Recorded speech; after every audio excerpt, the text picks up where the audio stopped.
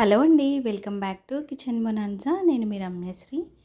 కూరలు ఏమి చేయబుద్ధి కానప్పుడు ఇలా అయితే ఈ మిక్స్డ్ వెజిటేబుల్ రైస్ని అయితే తయారు చేసుకోండి. ఇంకా మనకి ఏ కూరలు అవసరం ఉండవండి, అలాగే తినేయచ్చు. లేదంటే పెరుగు చట్నీ కూడా మనం సపరేట్గా పెట్టుకొని నంచుకోవచ్చు అనమాట. చాలా టేస్టీగా ఉంటుందండి.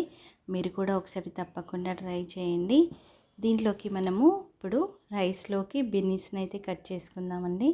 ముందుగా నేను ఇక్కడ 100 గ్రామ్స్ బీన్స్ని అయితే తీసుకున్నాను. ఒక కప్పు వరకు అయితే మనకు వస్తాయన్నమాట.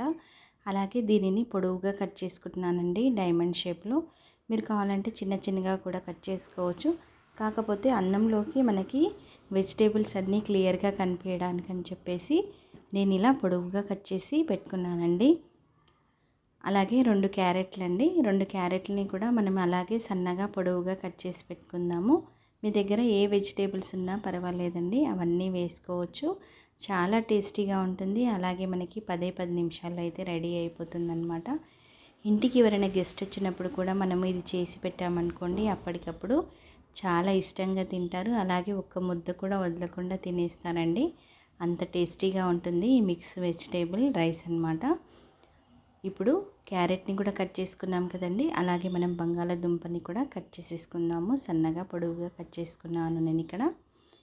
ఒక ఉల్లిపాయని కూడా సన్నగా పొడవుగా కట్ చేసేసుకుందామండి. మీకు ఉల్లిపాయ ఇష్టం లేదనుకోండి, స్కిప్ చేసేసేయండి, అయినా కూడా బాగుంటుంది. ఇప్పుడు స్టవ్ వెలిగించేసి ఒక కుక్కర్ పెట్టుకుందామండి. నేనైతే ఇక్కడ కుక్కర్లో వండుతున్నాను. మీకు ఇష్టం లేదనుకోండి, గిన్నెలో కూడా వండుకోవచ్చు అనమాట. కుక్కర్లో అయితే చాలా ఫాస్ట్గా అయిపోతుందని చెప్పేసి అయితే నేను కుక్కర్లో వండుతున్నాను. ఇప్పుడు ఒక 4-5 టేబుల్ స్పూన్ ఆయిల్ వేసుకున్నాను. ఆయిల్ మంచిగా వేడెక్కాక దాంట్లోకి 1 టేబుల్ స్పూన్ సాజీరా, ఒక 3 లవంగాలు, ఒక 3 ఇలాచీలు, గోద్వారాకు, పట్ట వేసానండి. అవి కాస్త వేగిపోయాక కట్ చేసుకున్న ఉల్లిపాయ ముక్కల్ని కూడా వేసి కలుపుకోవాలి ఒక 2 నిమిషాల పాటు. దాని తర్వాత ఒక 3 పచ్చిమిర్చిలని చీల్చేసి వేసాను డైరెక్ట్గా. అలాగే మనం కట్ చేసుకున్న వెజిటేబుల్స్ ఉన్నాయి కదండి, అవన్నీ వేసుకుని ఒక 2 నిమిషాల పాటు నూనెలో మగ్గించుకుందాము. వీటన్నిటిని లో ఫ్లేమ్లోనే వేయించుకోవాలండి. హై ఫ్లేమ్లో పెట్టామనుకోండి మాడిపోతుందన్నమాట. అలాగే కట్ చేసుకున్న ఒక 3 టమాటా ముక్కల్ని వేసాను. ఒక 2 నిమిషాల పాటు వీటిని కూడా మనము నూనెలో మగ్గించుకుందాము. చాలా టేస్టీగా ఉంటుందండి. ఒక్క ముద్ద కూడా వదలకుండా తినేస్తారు, అంత టేస్టీగా ఉంటుంది ఈ మిక్స్డ్ వెజిటేబుల్ రైస్ అన్నమాట. ఇప్పుడు కొత్తిమీర, పుదీనాను కూడా వేసాను. అవి కాస్త వేగిపోయాక 1/2 టీ స్పూన్ పసుపు. మీరు పసుపు వేసుకోవాలని ఇష్టం లేదంటే స్కిప్ చేసేయండి. అలాగే 1/2 టేబుల్ స్పూన్ అల్లం వెల్లుల్లి ముద్ద, 1/2 టేబుల్ స్పూన్ కారం అండి. అలాగే రుచికి సరిపడా ఉప్పు. ఇవన్నీ వేసేసుకొని ఒకసారి బాగా కలిపేసుకుందాము. అలాగే ఒక 2 టేబుల్ స్పూన్ల గ్రీన్ పీస్ అండి, 1 టేబుల్ స్పూన్ బిర్యానీ మసాలా.